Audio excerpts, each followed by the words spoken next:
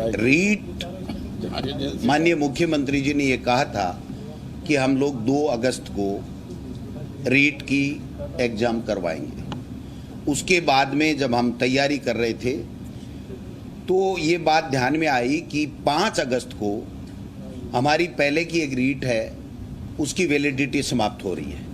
चूंकि जिस दिन एग्जाम की जाती है उस दिन वैलिडिटी मानी जाती है, तो 3 दिन में मैं समझता हूं फिर रिजल्ट आता, उससे पहले उसकी वैलिडिटी खत्म हो जाती। तो हमने इस डेट को आगे खिसका करके 2 सितंबर किया।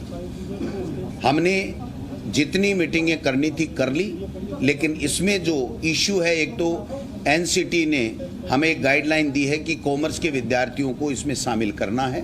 एक गाइडलाइन ये भी आई है कि जो बीएड के लोग हैं वो L1 में भी परीक्षा में भी शामिल हो सकते हैं। तो दूसरे इन चीज़ों के ऊपर हम लोग मीटिंग करके हमने तय किया है, उसके लिए हमें अमेंडमेंट करने पड़ेंगे। और वो अमेंडमेंट, चूंकि ये भर्ती पंचायती राज की भर्ती है, तो निश्चित रूप से पंचायती राज के साथ में बैठक करके इसके ऊपर निर्णय लिया जाता। उससे पहले ये कोरोना इस प्रकार से फैल गया कि हम लोग जब विद्यालय ही नहीं खोल पा रहे हैं तो बच्चों को किस प्रकार से हम लोग आगे बढ़ाएंगे।